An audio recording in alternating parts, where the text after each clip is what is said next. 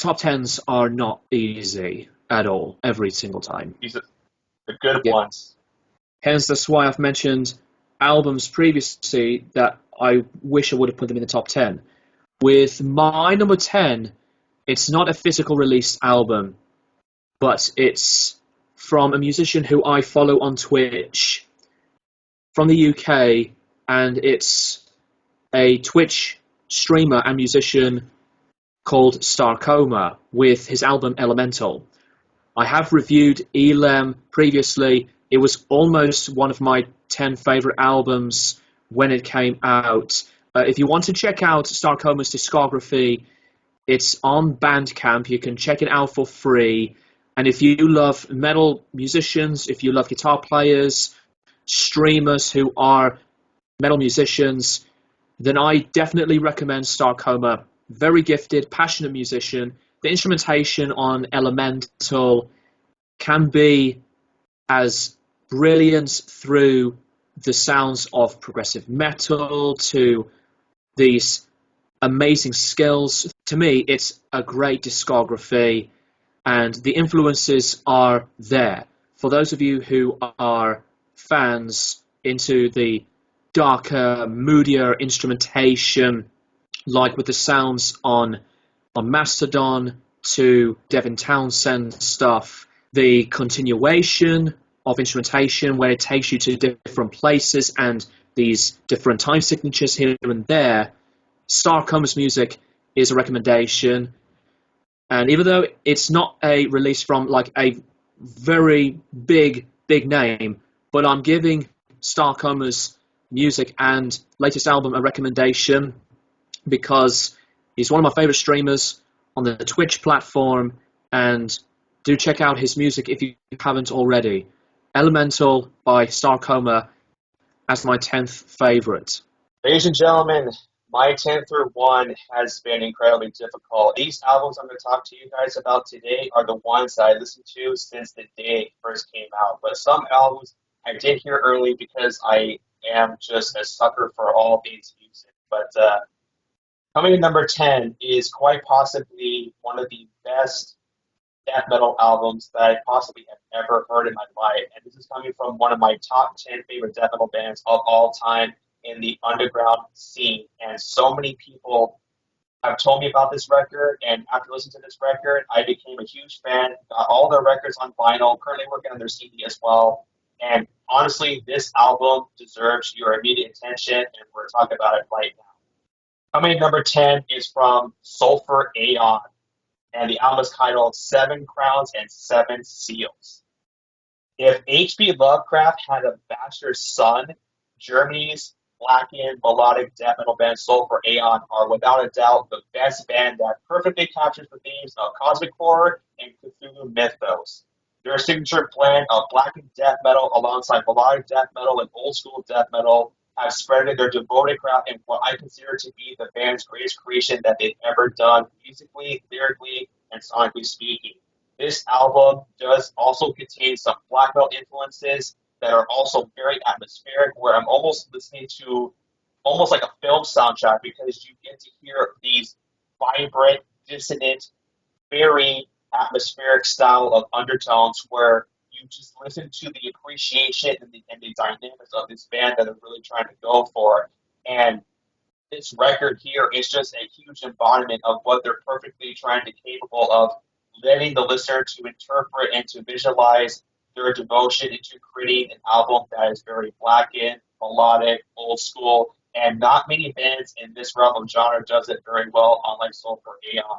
Everything from the massive guitar riffage, the grand atmospheres, sprawling drum patterns, and the vocals that almost reminds me of Nurgle of Behemoth or Ross Dillon from Immolation. It just gives you that moody, personified, yet diabolical hybrid of vocals that it just creates this Beauty and the Beast-like production where it's unlike anything I've ever heard upon listening to this record. But if you are fans of Immolation, Incantation, Morbid Angel, Early Behemoth, Dead Congregation, with a record that is expansive, Old school driven, lacking, and some of the best HP Lovecraft that there's to offer. Definitely check it out. So coming in number 10, Sulfur Aeon, Seven Crowns and Seven Seals.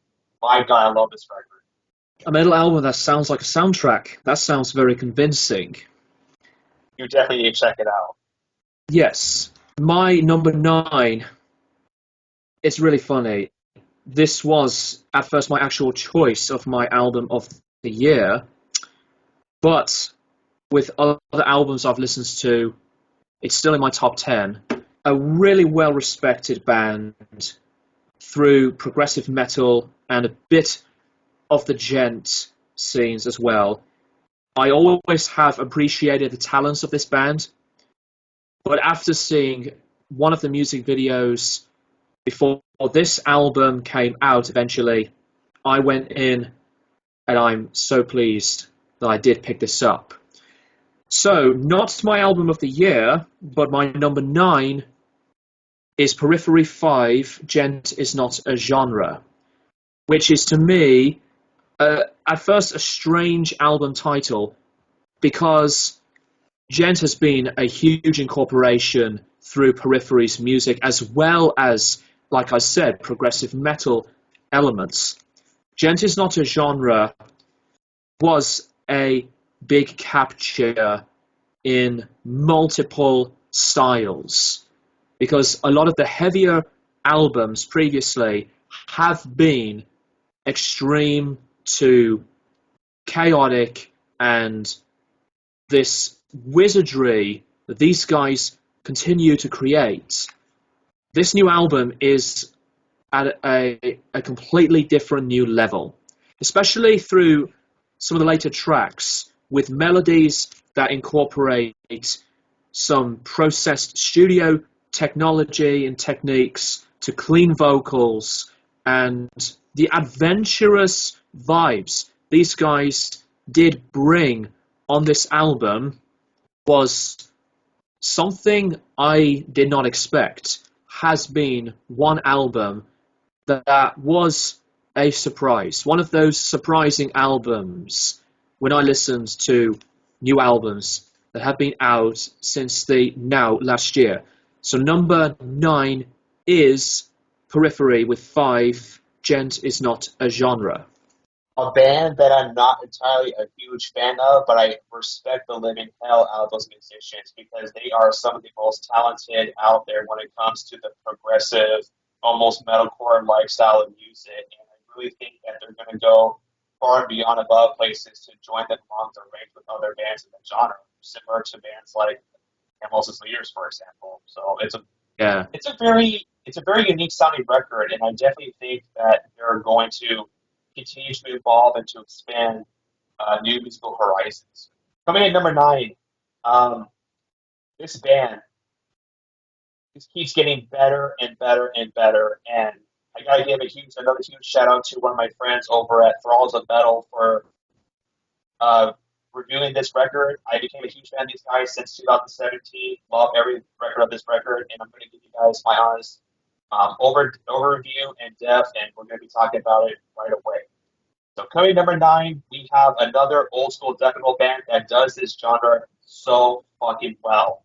And that is the band Horrendous, entitled Audiological Mysteriousm, which is released on one of my favorite records known as Season of Mist.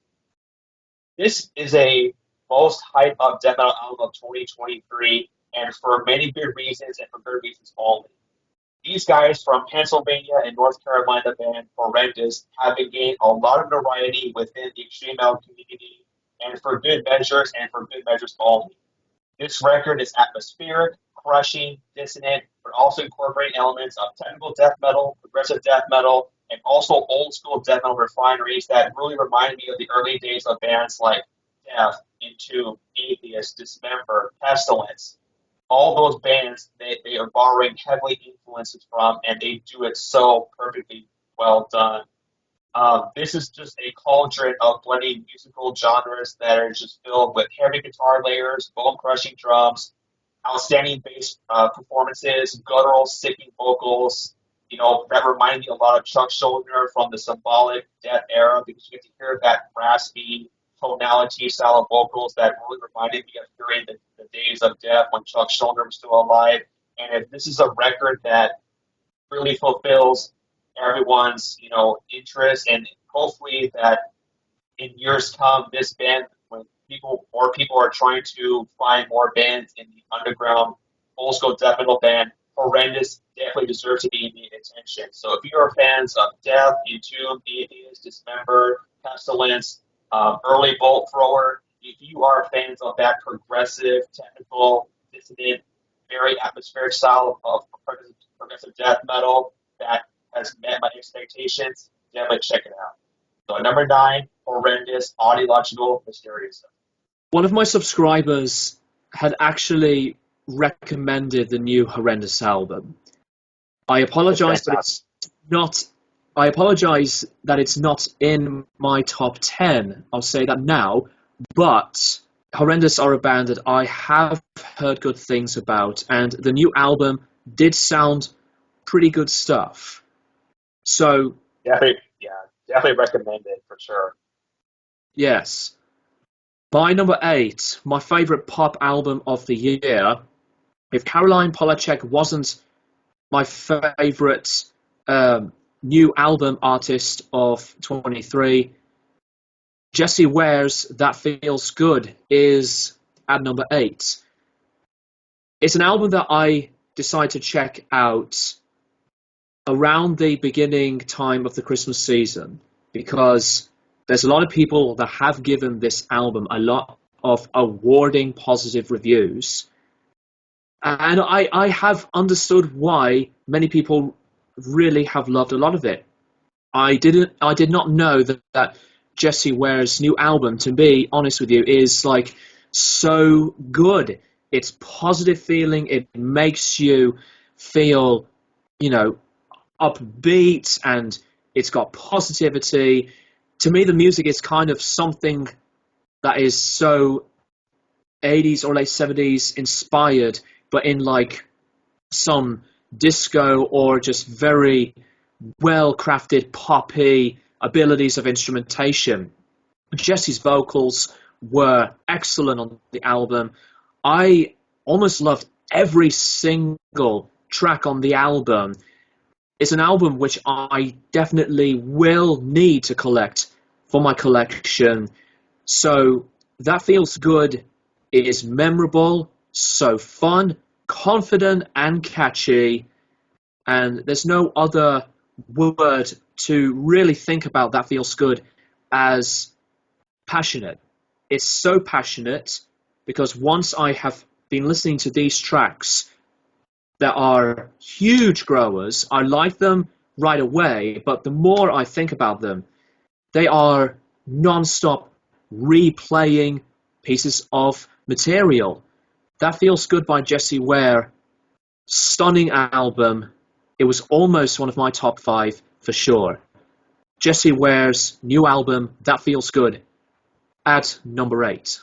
Another record that I haven't really been hearing about, but I did see, I think it was Anthony Fantano or someone else that I watched review that album and told me that they've been receiving not critical acclaim, but it's been gaining a lot of notoriety within that genre of music. So it's nice to see a lot of people kind of articulate and express themselves to really introduce new people to great new music. So another album that I'm definitely going to write on my bucket list to check out for sure. Sounds awesome.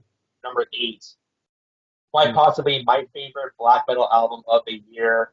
And once again, another shout out to the Metal Meltdown and other people that have been watching that talking about this record.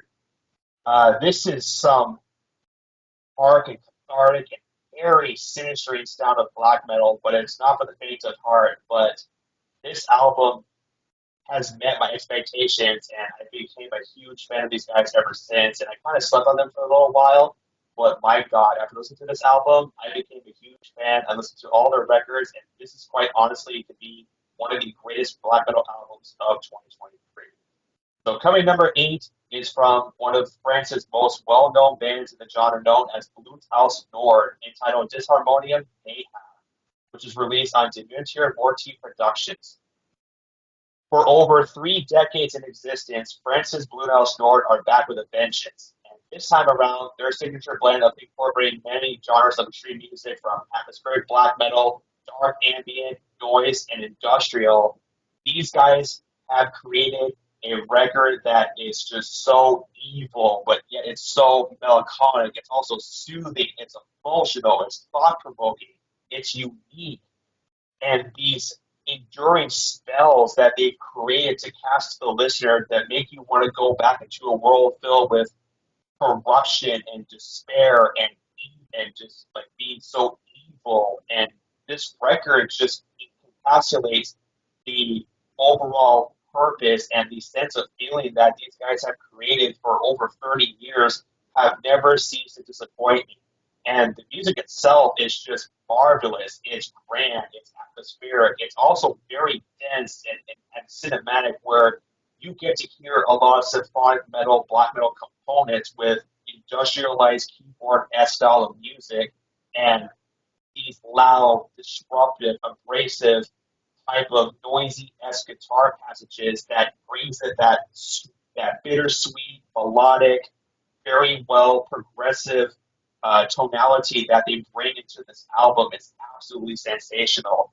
And the symphonic black metal counterparts that they incorporate along with the noise-like atmospheric passages, it just sounds so eerie and haunting and just diabolical when it needs to be, because this is a record that you have to listen to more than multiple times to understand their ideology, the lyrical content, and the members of this band not only have created a black metal masterpiece, but the best black metal album of 2023, and quite possibly landing to be one of my top 10 favorite black metal albums in the modern day era of the genre. So if you are fans of Death Spell Omega, Anti-Passive, Imperial Triumphant, if you like that type of black metal where it's symphonic, it's cathartic, atmospheric, industrial, dark, ambient, if you love all of those, this album is definitely for you. So coming number 8 is Blue House Nord with Disharmonium Mayhem. A haunting, despairing, experimental album that's not for the faint of heart, but it does deserve your immediate attention. Excellent. My number 7 into this list, this is from, just like what I said about who Starcoma is as a musician, this musician is from a YouTuber who I love watching, and this album has been made with so much ambition, productivity, and despite that it did not chart at all, which is a big shame because this is one album of his for the first time being a studio album, because the previous 2 releases are digital release and CD released EPs. This album from this musician I have loved very, very much. A musician from Yorkshire, James Hargreaves, with Onwards and Upwards. So if you are a fan through the influences around the Britpop movement from the 90s, especially through a bit of the rock stages as well, James Hargreaves deserves so much love because this was a big project that has been heavily focused, the instrumentation through his melody of music to his vocals. These original songs are beautiful, sublime stuff. He went into various studios involving the very beloved Rockfield Studios in Wales to make this album, for influences like with Cast to the Lars, Oasis, and if you love these types of bands around that camp, check this one out if you haven't already. Yes, this is a pre-ordered, fully signed record by James and the other musicians who have worked and been involved to make this album. This was a funding project that finally did turn into reality for listening to new music released on vinyl and CD. I need to buy the CD, but I was so happy when I got this when it came out. Almost every single song on this album has just been a big winner for me. Self-recorded, self-released, produced amazingly, and it's got wonderful songs on this. Onwards and Upwards by James Hargreaves, and check out his YouTube channel if you love deep dive contents around Oasis, to occasional interviews through musicians around the Britpop scene, and he's done a few, more than a few actually, Beatles-related videos to some conspiracy theory stuff from Oasis, and his own uniqueness of videos has been inspirational to me, and he's a brilliant musician. Onwards and Upwards by James Hargreaves at number 7. Sounds fulfilling, promising, and entertaining. I like the description of that album. Coming number 7 is an album that was on your album of the year list, but it's going to be in the standard 1 category. And this album I'm going to talk to you guys right now is from another death metal band that I've been following for a long time now, and I'm so glad that they're finally getting the recognition that they rightfully deserve. And this is from the 20 Bucks Spin label, and of course I spoiled it right away. Number 7 is Tube Mold with the Enduring Spirit. Now, before I get into this review, the controversy surrounding the band members, that because they're not wearing band merch, go fuck yourself. They can wear whatever the fuck they want. Their drummer wears a Resident Evil t-shirt because he's a video gamer like I am. Who cares? Not all metal musicians have to wear band t-shirts in order to sell themselves. But anyway, that's not the point. So 4 albums into the career, Canada's Tube Mold have created the deepest, twisted, tonal, progressive, death metal-driven records of all 2023. If you're expecting to hear their old school death metal roots with other albums like Infinite of Manner Forms and Planetary Coherence, you might be able to see a very little tinges into this album, but this album is a complete huge transformation from their earlier works, and this album, they definitely went to more of a progressive, atmospheric style of death metal that's very much in the veins of Death, Pestilence, Atheist, Blood Incantation, which I'm currently wearing right now, Time Duel, Demolich. They kind of went into that territory, and honestly, it actually works quite well because this is a record that they not only experimented different hybrids of music, but they also maintain a lot of passion and detail. The production on this record is absolutely stellar because you can hear every instrument playing its own counterpart. You can hear the vocals correctly. You can hear the bass, the guitars, the drums, and the atmospheric layers on this record. It's just so refined. It's very articulated. It's also annihilated at times, but this is a record that definitely takes a lot of listeners to listen to appreciate the dynamic and the intelligence of the band that they're trying to go for.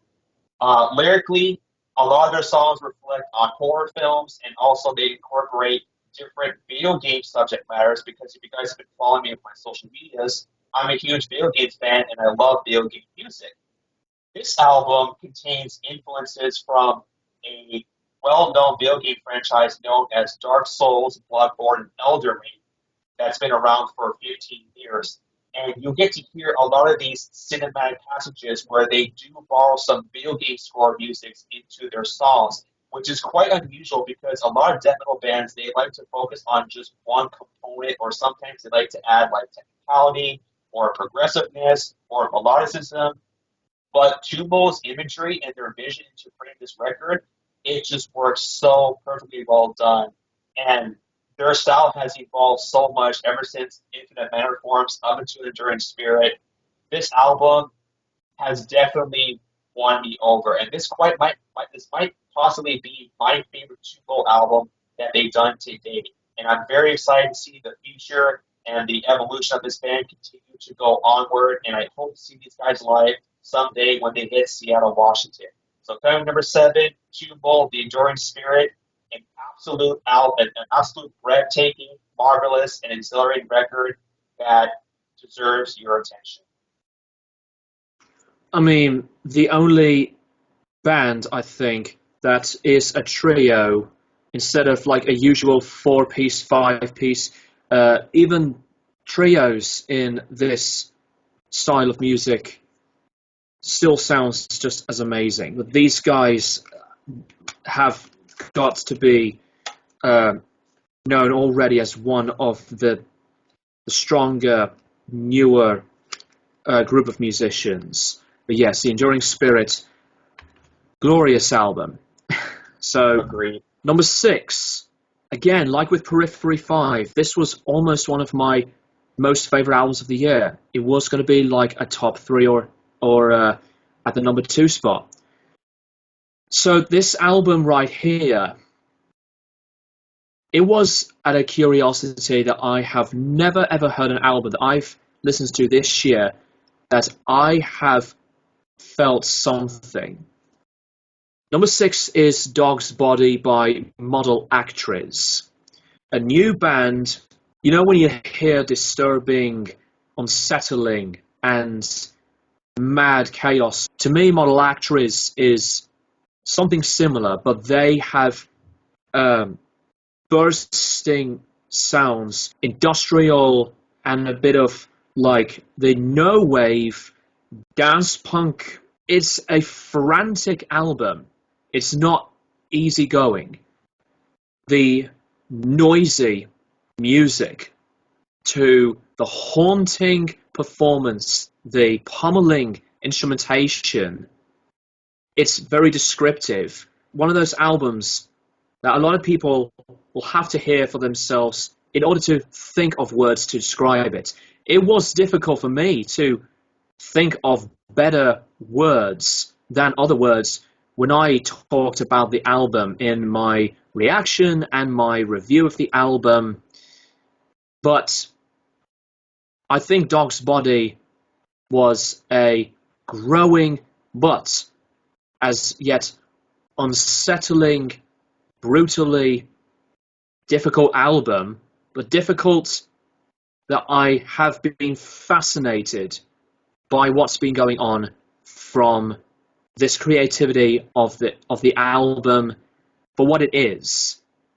I was so pissed that I didn't get a chance to buy a CD or vinyl pressing because they sold out on Bandcamp, and to try and buy a physical copy through different websites, not the best prices. But I do recommend Dog's Body by Model Actress very, very highly. Along with Onwards and Upwards, I've mentioned my favourite debut album of the year. So Dog's Body by Model Actress, confidently placed at number 6. I was so very close adding that album on my end of the year list, and I forgot to mention too that album was also my honorable mentions list because I've never heard an album that was so heavy and dense and emotional and thought provoking because their style of music is very unique and creative. That it's like unlike anything I've ever heard before, and I think this band definitely deserves a lot of notoriety. And it's one of those albums where you just have to listen to appreciate the musicality and the devoted craft with it, what they're trying to strive for in the near future. So that album was actually very close to being on my album of the year list, but it ended on my honorable mention list. So I think what you're saying on this record is pretty much my same sentiments on this record. So Yeah. definitely a good album and a great number to be in that high.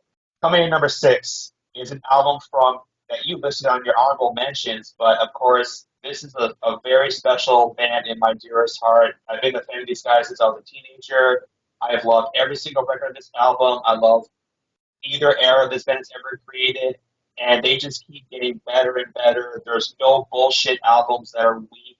I love them all, and this band is a near dear special place in my heart.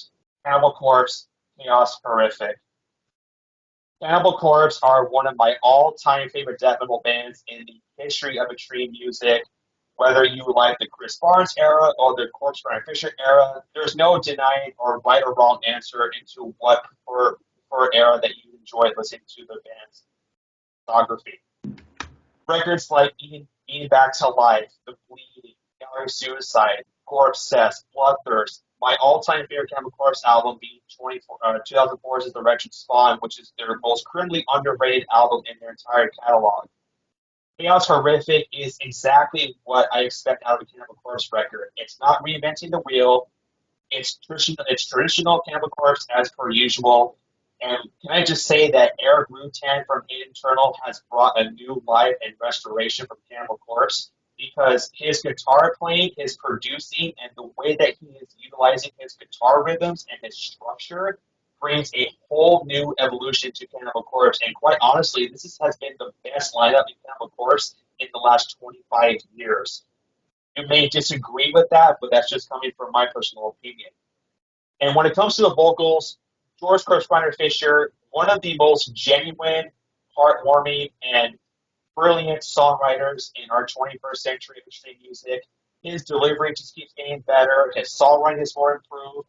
And being in his late 50s, he can still sound just as good live than he is in the studio. And of course, you have Alex Webster, Paul Mazurkiewicz, Eric Rutan, such an unstoppable force that wastes no hesitation at all whatsoever.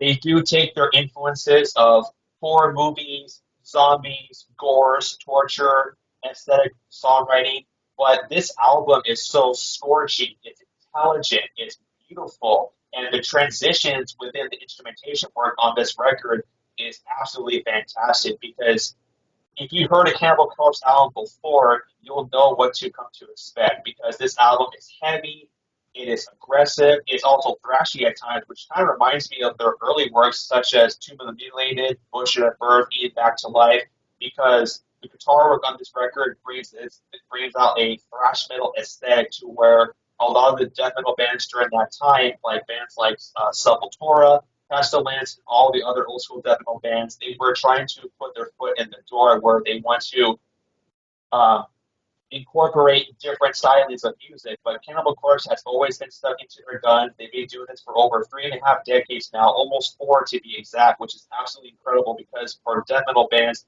that's been around for a very long time, Cannibal Corpse is among one of the greatest death metal bands in history. So Chaos Horrific is a record that exceeded my excellence.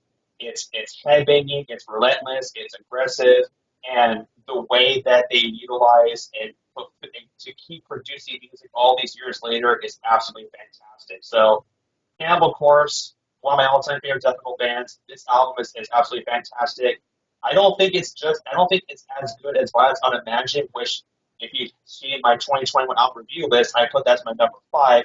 Chaos Horrific is at number 6, but that's because I like Violence Unimagined just a tad bit better from the production point of view. But the songwriting on this album is just absolutely remarkable. So coming number 6, Cannibal Corpse, Chaos Horrific, absolutely fantastic album. Cannibal Corpse does no wrong, and they are one of the greatest bands in death metal history. I do agree about Eric Rutan. He's one of those future members. Like as you said, he brings in like a new sound, a new life to continue the signature sound of Cannibal's music, and some of the playing on this album, especially the soloing, is like right through the roof. And Eric is a well respecting metal producer and guitar player, great member in Cannibal. So number five, my favorite hip hop album of the year. I did not really know what to think about this album at first, but it has Danny Brown on it, so that's twice I've mentioned Danny Brown for this list. As Quaranta by Danny Brown in his own solo career was really good, but my number 5 is Danny Brown with JPEG Mafia, Scaring the Hoes. I really was thinking to myself, could a collaboration between two separate hip-hop sensations work? And it did, because from the style of production being at points like all over the place, but it fits with the overall mentality around the album, the creative tour de force of JPEG Mafia's beats to samples. I'm actually finding this difficult to think of better words to talk about the album because it's like something that's just bombastic and wild, like with a Death Grips album, but Scaring the Hose is not only those words, it was funny, it was as addictive, and it's a striking album because while JPEG's own originality has been, wacky and creative, Danny Brown's own appearances through a lot of these tracks is perfect. It's a mishmash of different things, but it sounds like a brilliant blend. It's like these ingredients being poured in and made into something as awesome. Heavily crazy album that I have been growing to love. I understand the criticisms around this production because while Danny Brown's rapping vocal professionalism does get a bit buried away in the mix because of some fuzzy, booming bass to this madness of samples through different pieces that can be all over the shop, but I have ignored that issue quite quickly because I was invested and being drawn into what has been happening when I listened to the album. Scaring the Hose by JPEG Mafia and Danny Brown. What a collaboration, and it's gratefully just so positive of me that I have loved a lot of what this album had been. Top 5 album, JPEG Mafia, Danny Brown, Scaring the Hose, and number 5. Ladies and gentlemen, it is time. 5 through 1.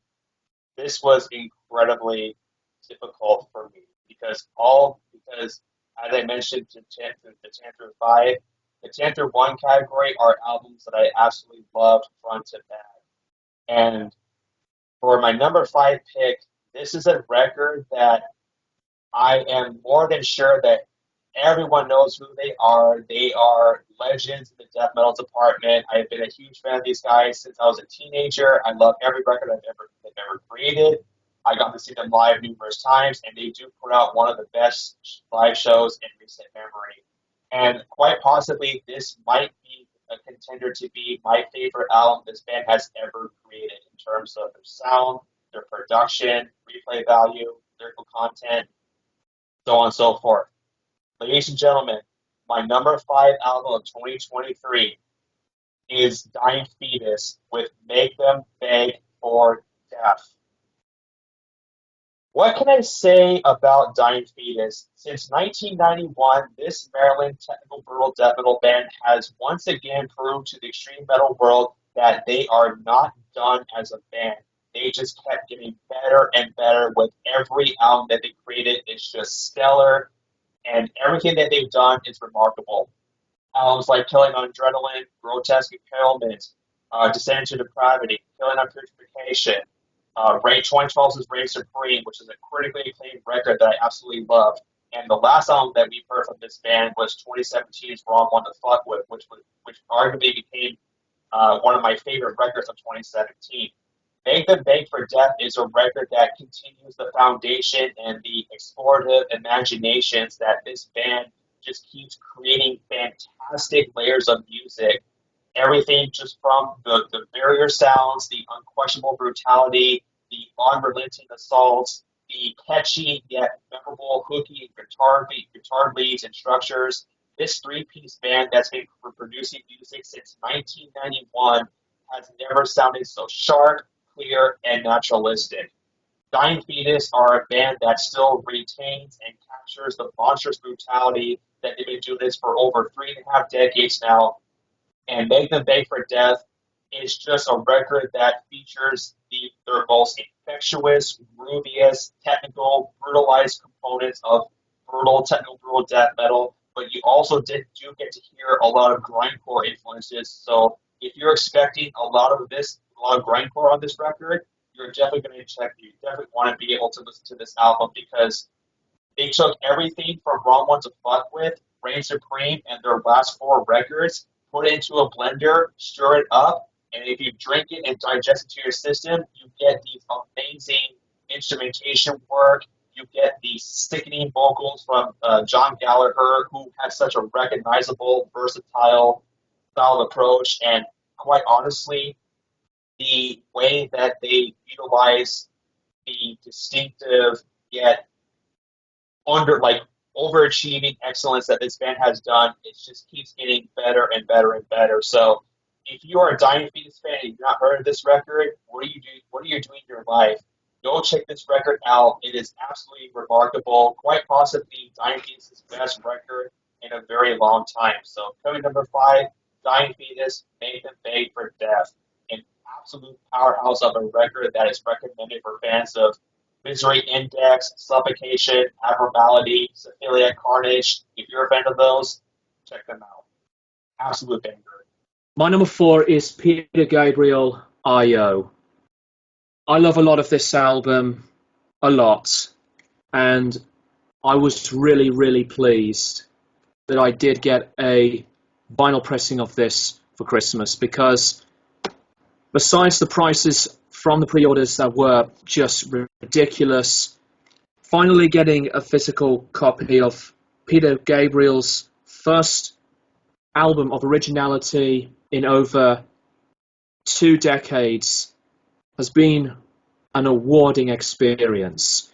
I know that the previous 2 albums are orchestrated versions of earlier songs that he did, but I.O., when I have seen Peter Gabriel live for the first time earlier back in 23, it was a hugely incredible and as a wondrous ride of a show.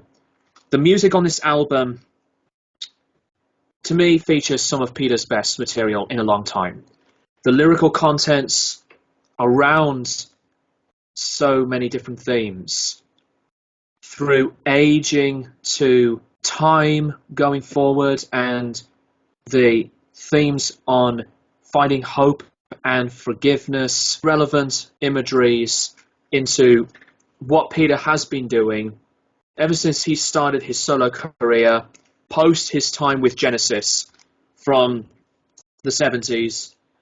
I always admired Peter Gabriel very much. He's one of the biggest heroes of mine, one of my most favourite inspirations as a solo artist. And this is another album released through his record label of Real World. And this mix, by the way, for those of you who have bought a copy, is the Dark Side mix. I haven't got the Bright Side mix, but at least it's still the same album.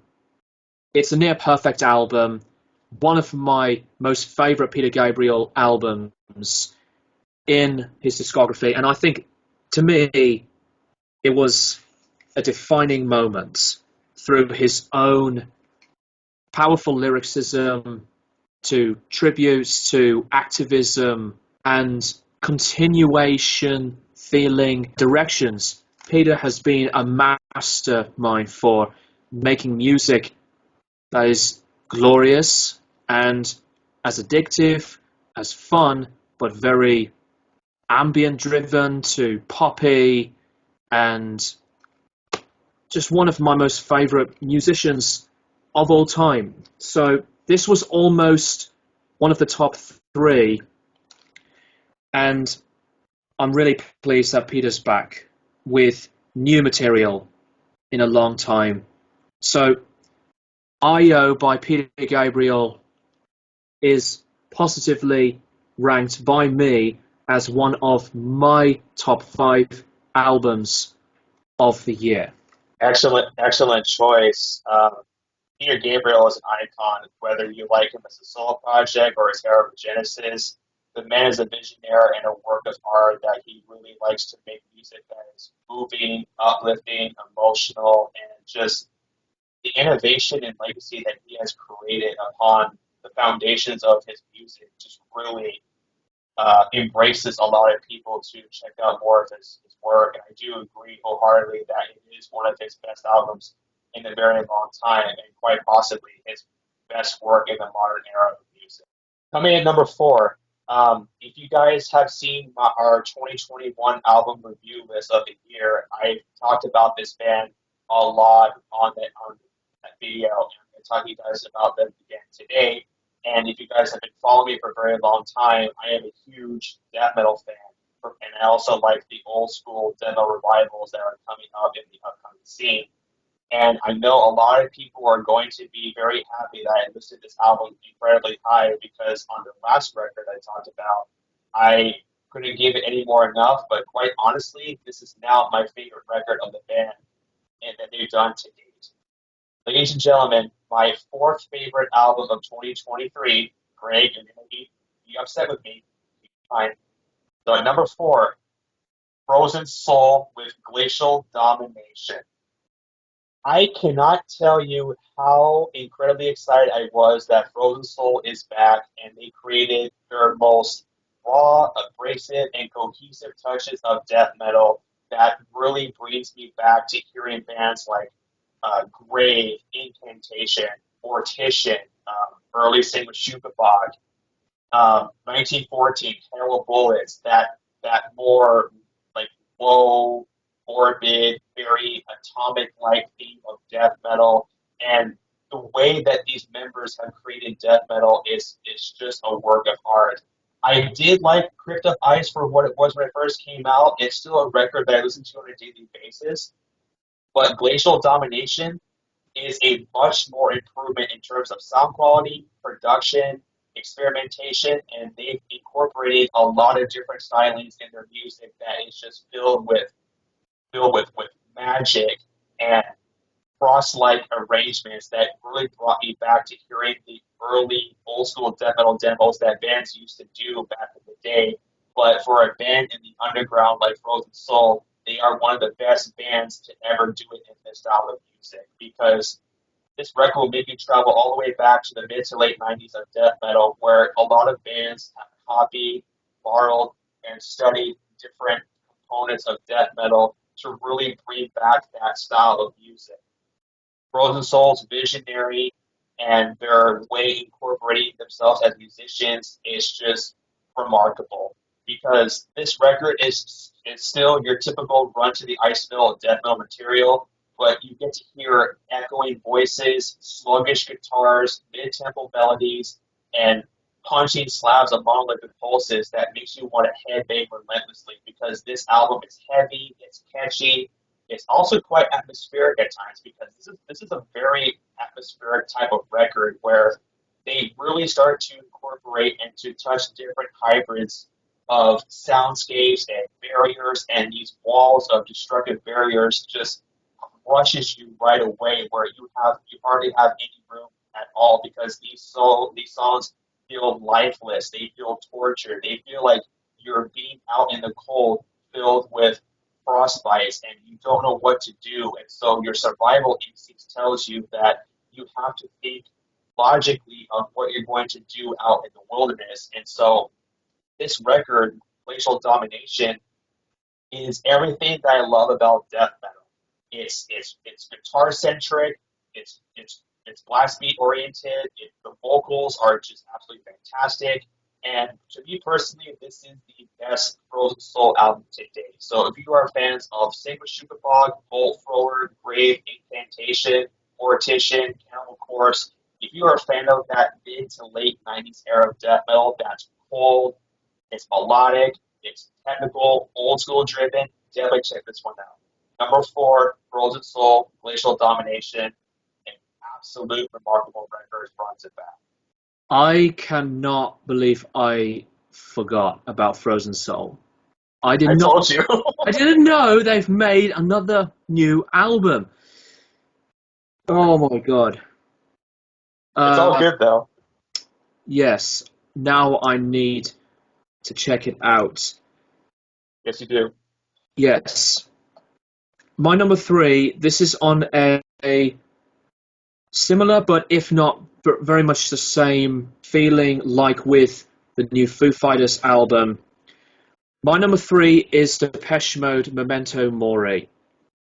This is a Ooh. band that I have been loving a lot, and I fell in love with some of their albums. The classic that is Violator, I grew to love Songs of Faith and Devotion. They've made a ton of other excellent albums, but this is the first album without Andy Fletcher, who passed away. And with Memento Mori, with my review on the album, it just exploded, which was a moment from my channel to see the amount of attention that I was not expecting to see, because obviously I'm just a guy doing reviews on albums. But when I reviewed this, when it was up on my channel, the amount of comments, the amount of likes, the attraction to this album was unbelievable. And when my review of the album was posted, people were all over this review in their open-minded, positive, and supportive ways. And I could not have been happier to see many different people with their own reactions from my thoughts on the album, as well as the album by itself. I really appreciate it, guys. Touching. It has its own doom and gloom, the signature sound to what you would love to hear from Depeche Mode, and the instrumentation was really, really strong on this record, through the overall tonality to what Depeche Mode has been doing for a really long time.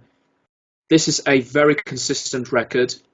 The singles did impress me so highly, but when I did pick up this album, I was like so happy that I have been now regarding Depeche Mode as one of my favourite bands. I should have been a fan ages ago, because I have always appreciated who Depeche Mode were, not because of the hits, but as a band.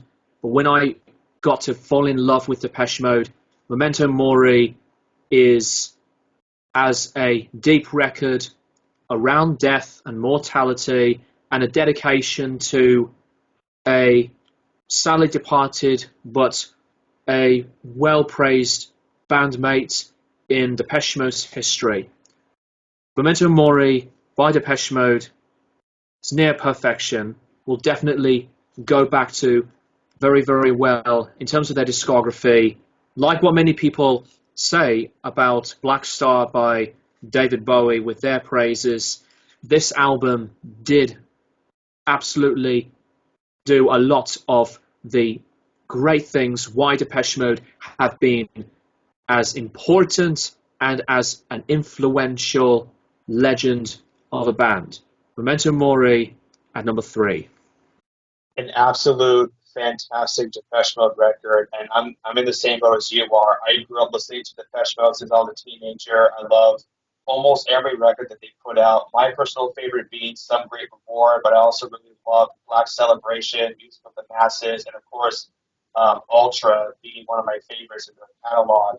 Um, Andy Fletcher was a revolutionary, and he was a visionary in his craft. And when I heard the news that he passed away, I broke down in tears, because it's just one of those bands, like when you listen to it at a young age, whether it was a friend or a parent or a peer, a band like Depeche Mode, who are one of the most notorious electronic new wave artists of all time, they incorporate so much for their legacy, their foundation, and the influence that they bring to the newer generation of the 21st century of artists have really struck a chord, and they've really done such a great job breaking this record. And I think I can honestly say that Memento Mori by Depeche Mode is quite possibly their best record since Playing the Angel. And that says something, because a lot of their later materials before Memento Mori came out, they were decent, but they didn't really capture that emotion and vicious feeling in that detail. And I think that Andy Fletcher would have been proud to see all the fans get together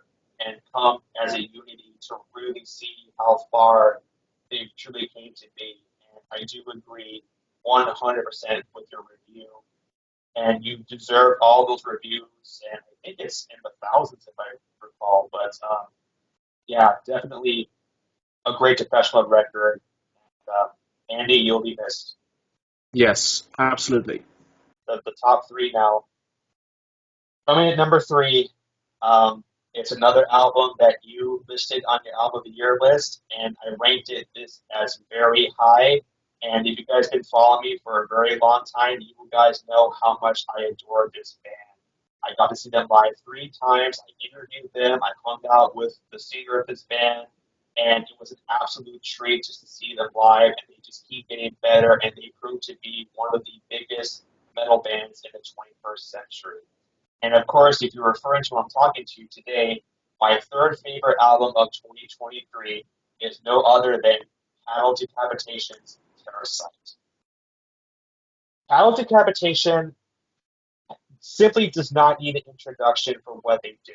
Since 1996, they have been incorporating various genres of extreme metal, borrowing massive influences from their biggest heroes in extreme music, whether it be Ford, Carcass, Dying Fetus, Suffocation, Cryptopsy, Decrepit Birth,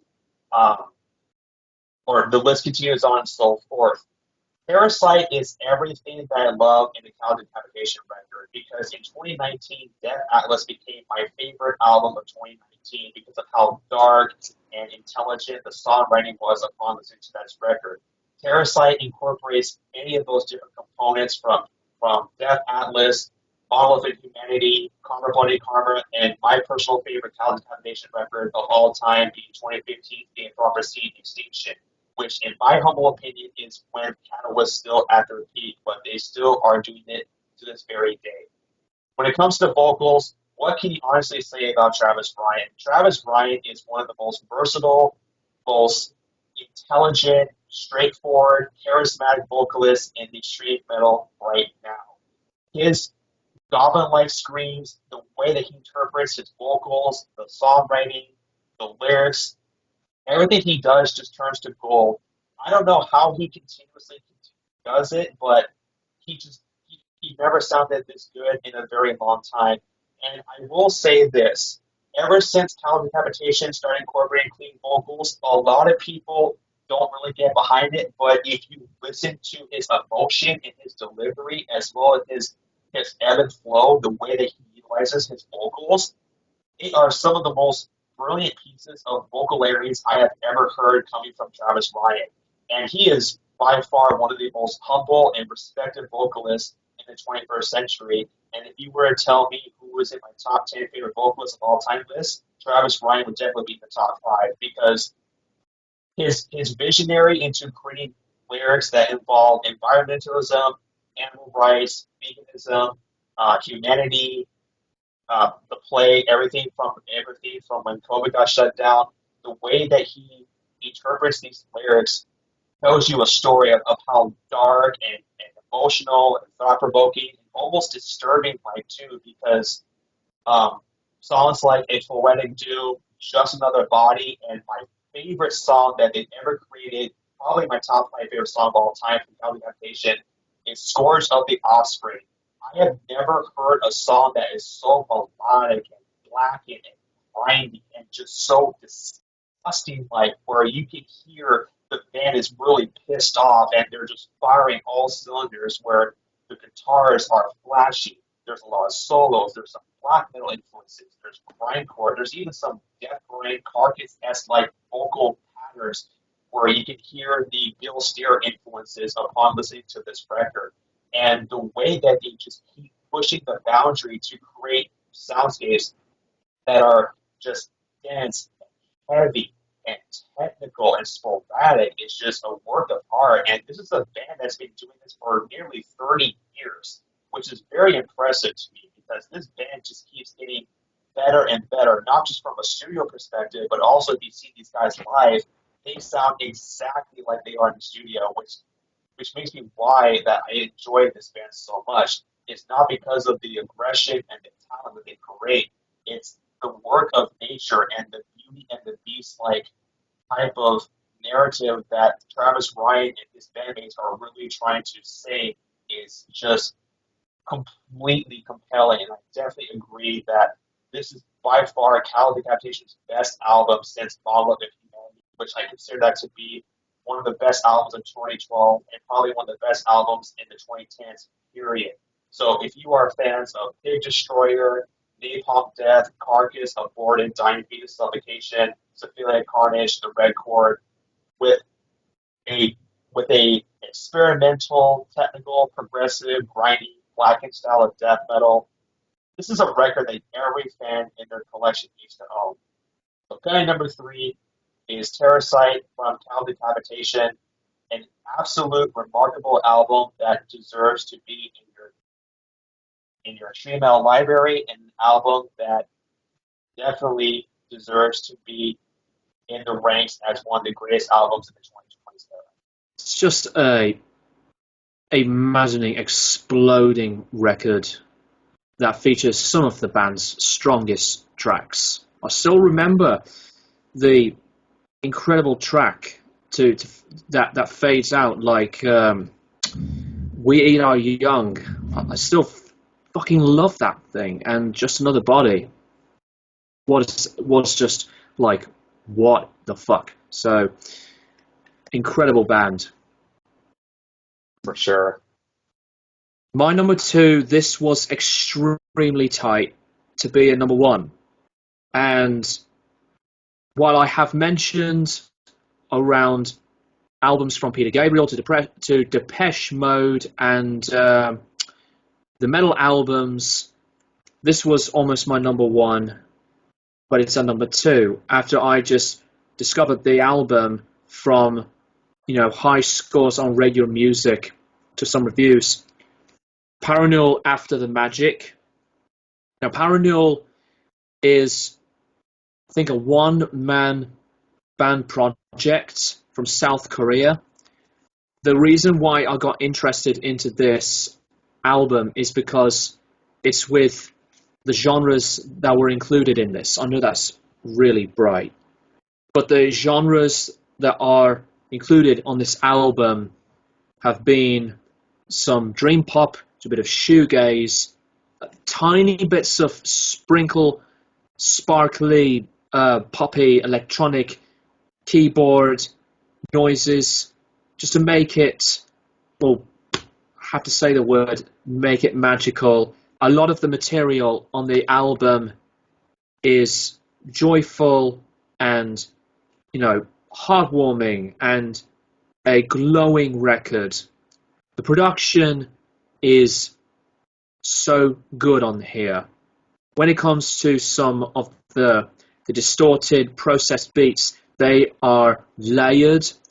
The guitars were lovely on here, to the trumpets, and the mastering through the mixes and the other arrangements to make this album what it is, greatly special record. And it was one of those new albums that I felt a lot of the comfort, the positivity, and it's quite an unexpected album to hear something that is really tingly, so soft, these beautiful soundscapes, and loads of other words to say about the album. It's just so close that it would have been my favorite album of the year. And I need to check out Parannoul's previous album. But if you like the descriptions, guys, from what I've said, don't miss this one out.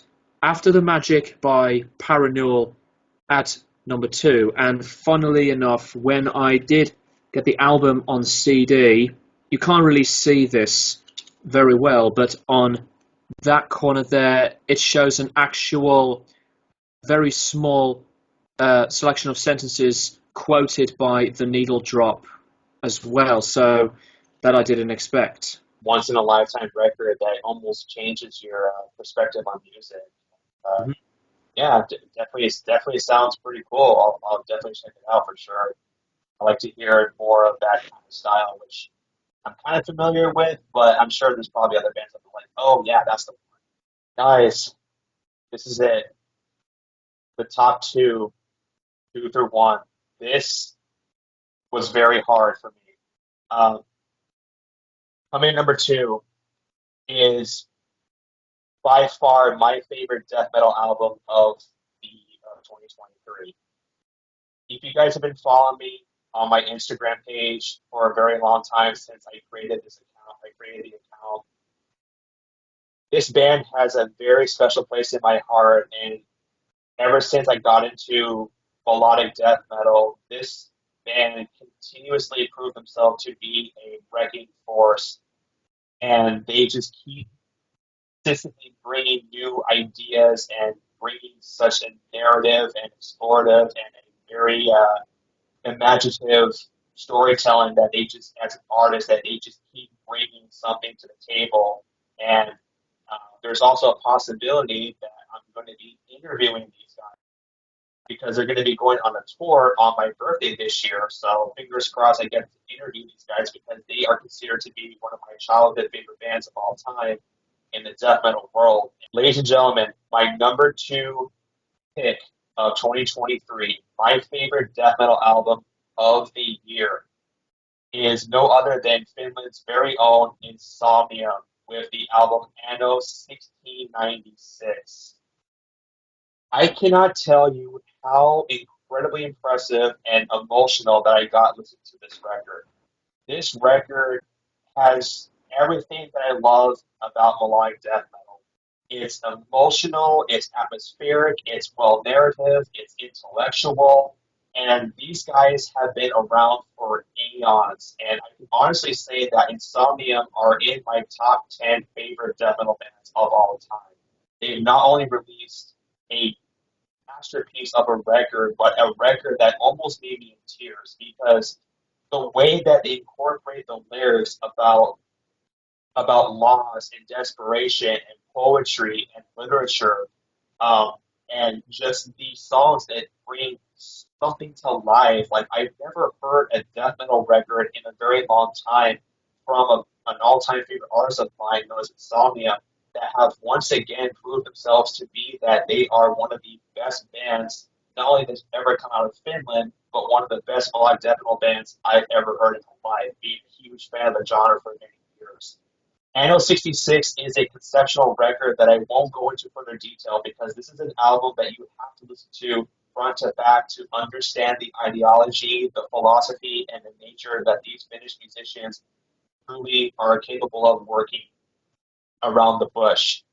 They've been in my life since the mid 2000s, and as someone who's been a fan of them since 2011's One for Sorrow, the moment that I heard their song Through the Shadows on Headbangers Ball when MTV used to play real good music, not the bullshit kind, um, this they just ever stuck with me ever since. And what made me like this record, the more I listened to it, is how humble, imaginative, explorative, and doomy this record really is because they incorporate a lot of doom metal components and they've also incorporated some female operatic vocal style layerings, which you don't get to hear very often in the Somnia record. But songs like Godforsaken, the title track, and The Witch Hunter, for example, you get to hear a lot of emotion, a lot of melancholy, and it just transports the listener into a world of darkness, mysticism, pain, and you feel so isolated where you don't know what to do because the human condition responds differently compared to the music that you listen to. And Anno 66 by Insomnium not only maintain their traditional sound from past records, like Shadow of the Dying Sun, Winter's Gate, At the Heart of Winter, or not sorry, Once Across, One for Sorrow, Once Across the Dark. You know, those records all contain such powerful messages and a story that is so intelligent and almost makes you feel like you're being a part of their universe where you want to fully express yourself into a world filled with, you know, amazing literature and you feel like you're actually being a part of Finland because they are from Finland, but the way that they use their dynamic guitar riffs and their drum fills and the experimental vocal styles and the production being so grand, it just takes you on a journey to make you feel like you have to find yourself of who you are as a character and what life changes you want to bring upon listening to this record. And I can honestly say without a shadow of a doubt, Anno 1696 from Insomnia is a record that takes multiple listens to understand what the narrative of this record is trying to incorporate. And they have done it once again to prove that melodic death metal is not dead. And they are one of the best bands to incorporate doom metal passages, atmospheric layers, and the way that they incorporate many different stylings is phenomenally well done and well crafted. So number two, Insomnia by Anno 1696, my favorite death metal album 2023, and I'm so happy Insomnia are back to create one of the most breathtaking albums I've ever heard coming from this band. I think it's a very special moment when music does get you in the feels, as it's not only just because you love a piece of music from a band or artist you love with creativity, but if it's something that gives you a wholesome and warming spark to touch any soul through these emotional pieces, it just makes music even more special. I agree wholeheartedly. Music is universal and it touches so many lives depending on the subject matter of no matter what you listen to. And I definitely would recommend this album to anyone. Even if you're not a death metal listener, this album does offer a lot of variety for everyone because it does have clean vocals, it's got female leads, it's got male leads, and this record is just everything I love in melodic death metal. It's what I consider to be a phenomenal musical experience, and I hope that I encourage anyone watching this video to go check out Insomnia or listen to any record they put out because every record that they've done is stellar and their music was different from one. Definitely check it out for sure. My number one album of 2023, again, like with my present of Peter Gabriel's Aya that I got for Christmas, this one is one of them as well.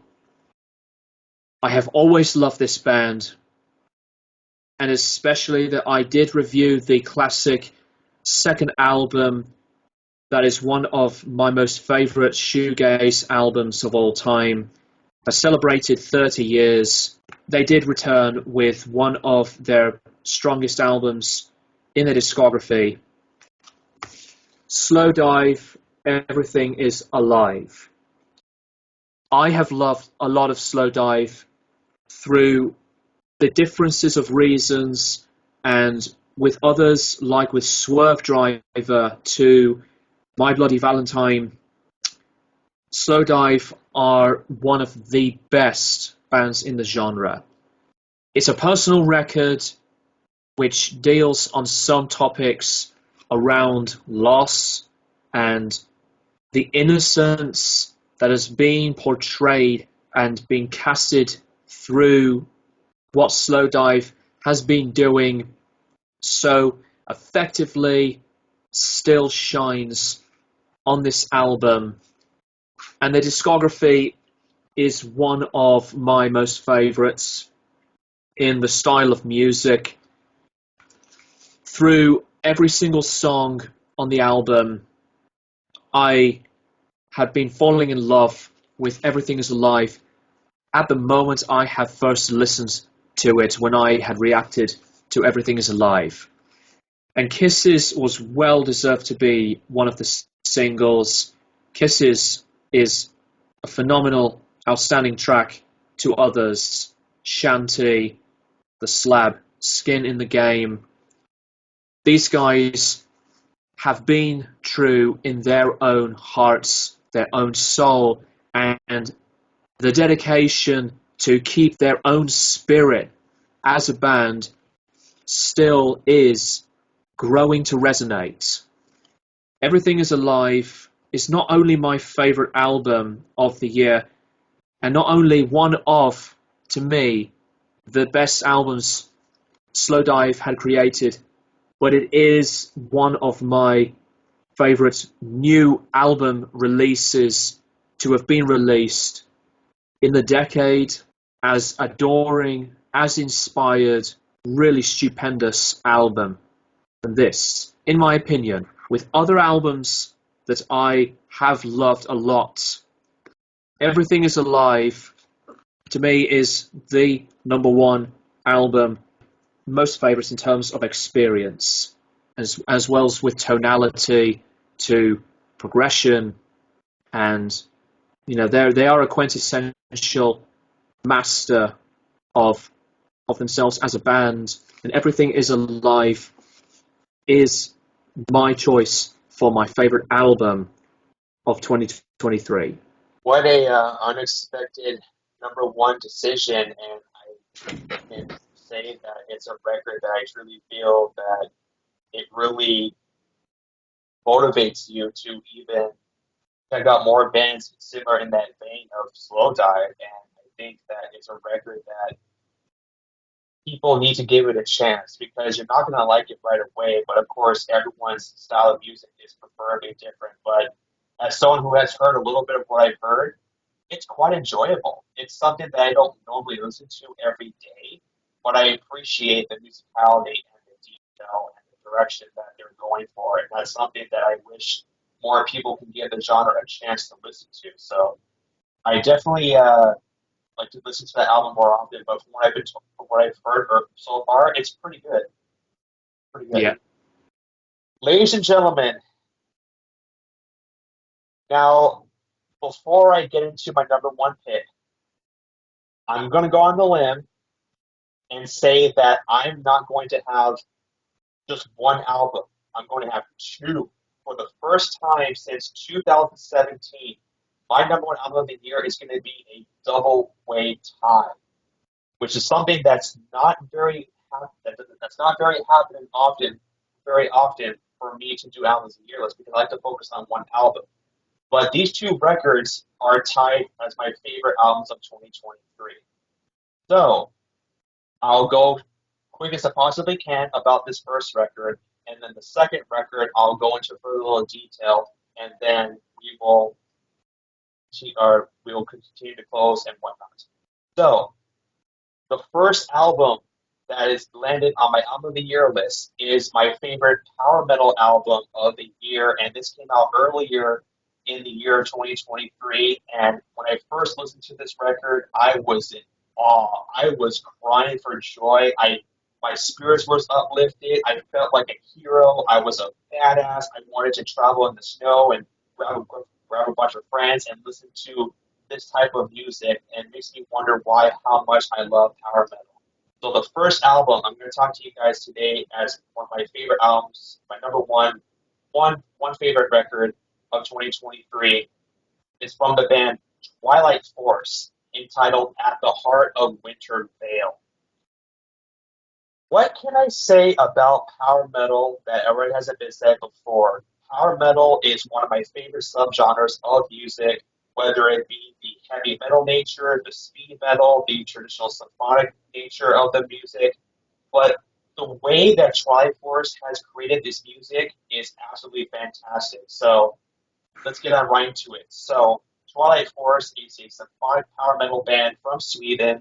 They've been around for quite some time right now. And if you want a record that has the most magical, adventurous, perhaps the most cinematic experiences of power metal of the year, this is a record that I truly feel that you definitely deserve to pay close attention to, because Twilight Force is a band that not only does the symphonic power metal genre very well, other bands should take influence and understand how they can incorporate different components into their style of music, because Twilight Force is a band that is heavily well known for their live action role playing attire, because if you see photos on Metal Archives or any other Metal Injection or like Metal Injection, whatever, they are heavily influenced by classical films, video games, role playing, and even literature, books, and all of that, because they were clothing books, they were like different types of masks.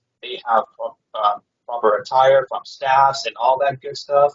But if you like your lyricism to be involved around medieval times, adventure, fantasy, classical film scores, this is a record that I definitely feel that you're going to enjoy front to back. Because as someone who's been a fan of this band since 2018, with their 2016 sophomore record of Heroes of Mighty Magic, At the Heart of Wintervale just completely blew my mind with its music that sounded like a straight come out of a fantasy movie soundtrack. It almost kind of reminds me of listening to Lord of the Rings or playing the Legend of Zelda franchise or even Dungeons and Dragons because the lyricism around their songwriting is heavily influenced by Dungeons and Dragons, Lord of the Rings, Legend of Zelda, and any other video game form that contains the more open, explorative, imaginative pieces of worlds that the listener wants to interpret based on the way that they want to talk about.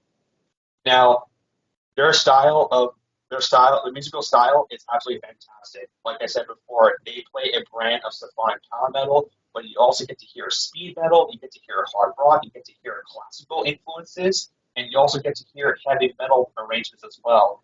Because they kind of remind me of a cross between Gloryhammer, Hailstorm, Sonata Arctica, Fantasia, Dragon Force, and Rhapsody of Fire being one of my all-time favorite power metal bands. And also even early Halloween, preferably Keeper of the Seven Souls Part 1 and Part 2 era because of how structured and cohesive this band has brought back to life. But this album perfectly captures the awe-inspiring essence of the genre because the production, the songwriting, and the instrumentation work is absolutely sensational. The musicianship is also very masterful, with each member of the band sounding natural and organic on their own retrospective instruments. Because you get keyboards, you get harpsichords, you get flutes, you get violins, you get traditional guitars, drums, bass, vocals. Everything that I like in symphonic power metal is right here on this record. And of course, when you hear songs like Highlands of the Elder Dragon, the song Twilight Forest, The Last Crystal Bearer, and one of my favorite songs on the record, and possibly their heaviest, is Sky Knights of Aldaria, where it's chilling, it's atmospheric, it's progressive, and the detail that this record pushes just pushes the envelope and the boundary to new heights, makes it why I love symphonic power metal so fucking much. So if you're a fan of Rhapsody of Fire, Sonata Arctica, Early Halloween, Blind Guardian, if you're a fan of that adventurous storytelling, folkloric style of symphonic power metal that's diverse, atmospheric, and adventurous, At the Heart of Wintervale by Twilight Force is a record that is definitely worth your attention and one of my favorite albums of 2023. The second album, this one is going to hit home very hard for me because my actual number one favorite album is perhaps my favorite deathcore album of 2023. And I'm talking about the latest full-length album from my favorite deathcore band in the scene right now, known as Mental Cruelty, with the record Schwiebig, which translates to Twilight in German.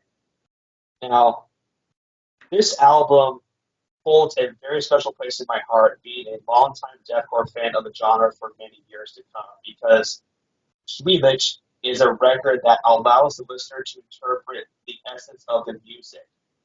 Mental Cruelty, a once known brutal death metal deathcore band from Germany that went into more of a slam territory type of all that, they transitioned themselves into a much more embracing, captivating, blackened symphonic style of deathcore.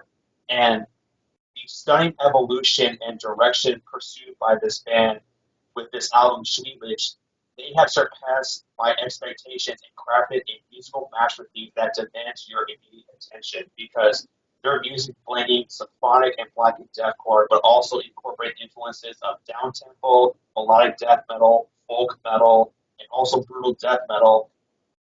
They are not only reinventing the wheel for deathcore, but the main reason why this album became my favorite record of 2023 is because of their exceptional progression, their craftsmanship, their instrumentals, and they showcase creativity in what made Schwiebig such a remarkable yet emotionally driven powerhouse record because this album is also contains some of their best and most well-produced music to date because the same producer who made this record is also the same guy who did Lorna Shore's Pain Remains that came out in 2022. So you get to hear the same similarity in terms of the tone, in terms of the production, in terms of the instrumentation work.